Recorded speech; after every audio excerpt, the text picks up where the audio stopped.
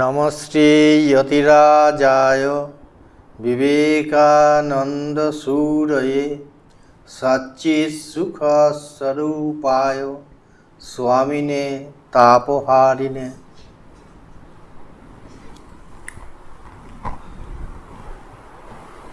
Professor Virendra Kumar Tiwari ji, Director of IIT Kharagpur, who is the chief guest in this convocation ceremony of Ramakrishna Mission Vivekananda Educational and Research Institute, RKMVERI. Swami Atmapriyananda ji, the Pro-Chancellor of RKMVERI, Swami Sarvottomananda ji, the Vice Chancellor, learned members of the faculties, very dear brother monks and brahmacharis, and more importantly, sisters and brothers who are students of this esteemed institute and present here today to receive their degrees. At the outset, I would like to congratulate our students for their brilliant academic performances. In total, 275 students from Belur, Narendrapur and Ranchi campuses will receive their degrees today. I take this opportunity to share with you a few glimpses of Swami Vivekananda's appearance at the World's Parliament of Religions in Chicago. Swamiji gave a clarion call to the youth stationed at different spheres of life. I want to remember Vivekananda in this convocation ceremony because this is the time that you, by and large, wrap up your formal education and jump into action. It's a pleasant coincidence that today is 11th September, a red letter day in the history of human civilization. In 1893, it was on this day Swami Vivekananda spoke about his new gospel of universal brotherhood. On the last rock of Kanyakumari, he had finally the vision of the regeneration of India. In Madras, he dreamt of his master calling him to go to the west in order to save the east. Finally, Holy Mother Sarada Devi sent her blessings for this journey across the ocean. Vivekananda ultimately decided to attend the World's Parliament of Religions at Chicago in order to highlight to the world the rational, universal and Upanishadic Hinduism as exemplified through his master's life. It was his master's voice that spoke through him. A thunderous applause from the 5,000 delegates burst forth spontaneously when the first 5 words fell from his lips.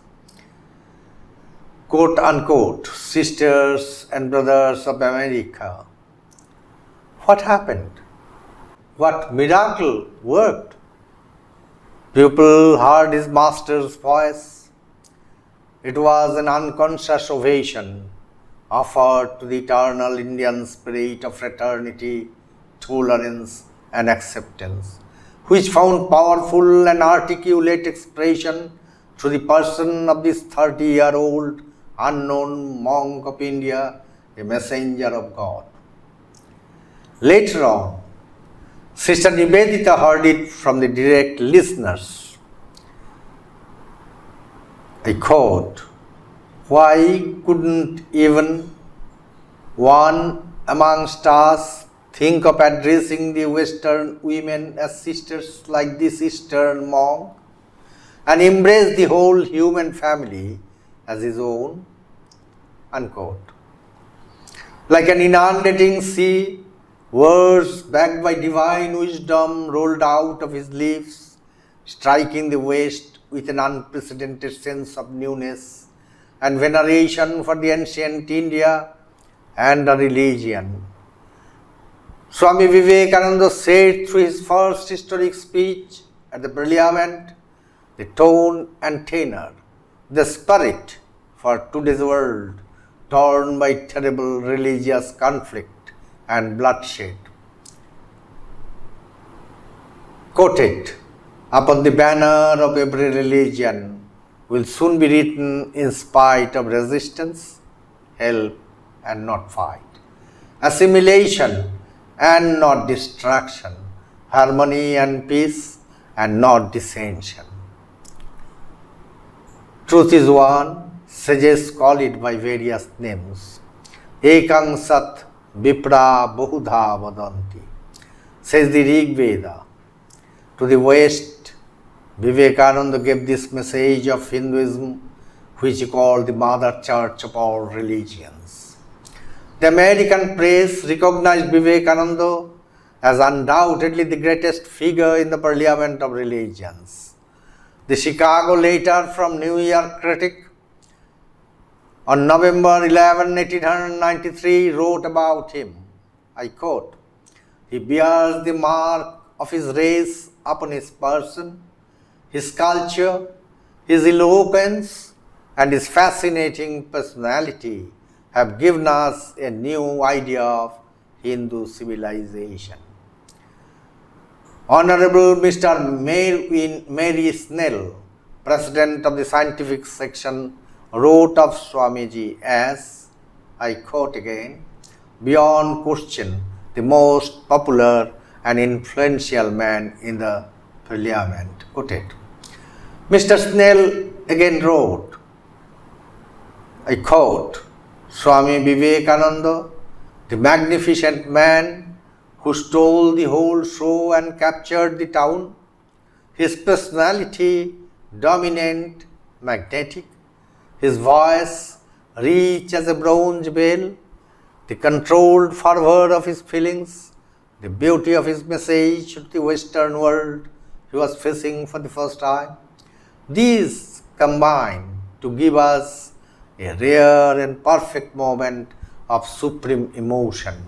It was the human eloquence at its highest." Quoted.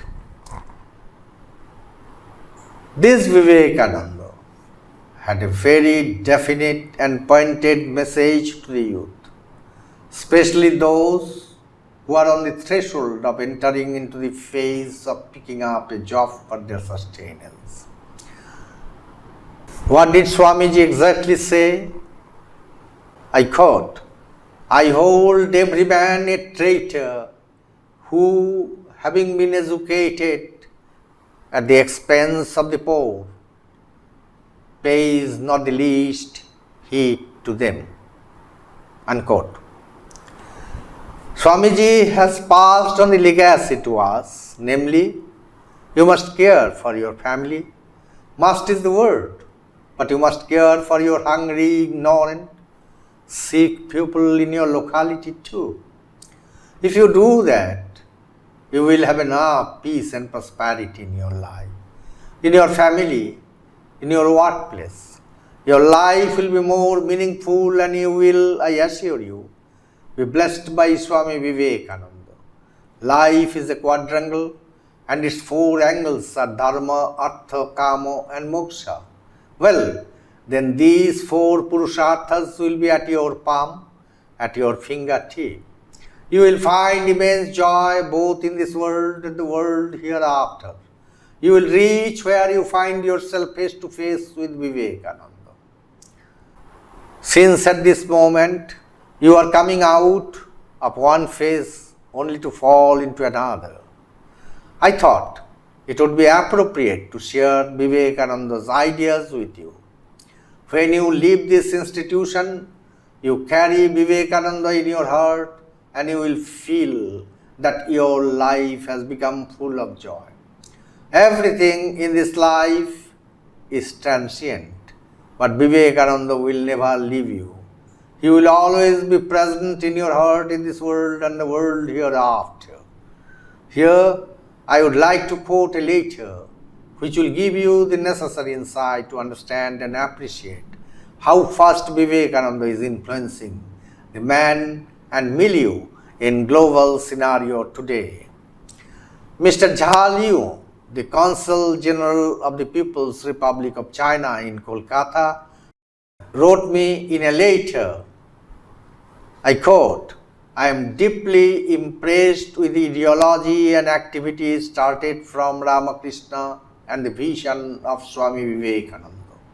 They are not only the most celebrated thinkers and spiritual leaders of India, but also great names to many Chinese people." Unquote. It shows that the ideas of Swami Vivekananda has permeated even in the communist country like China.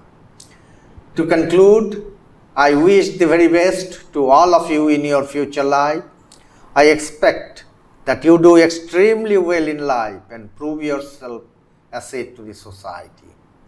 As an alumni, you should be often remembered in RKMVERI, and through your actions, you must brighten the face of this institute.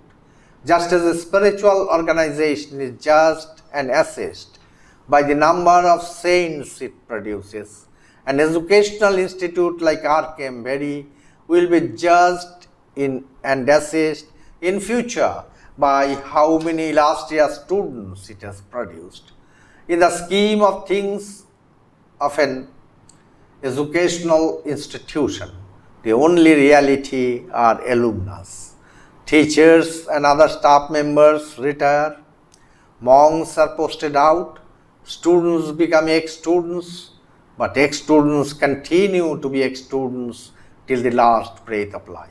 So, ex-student is an entity which is much more enduring than other categories, and it's a great joy that from today you attain the coveted status of an ex-student.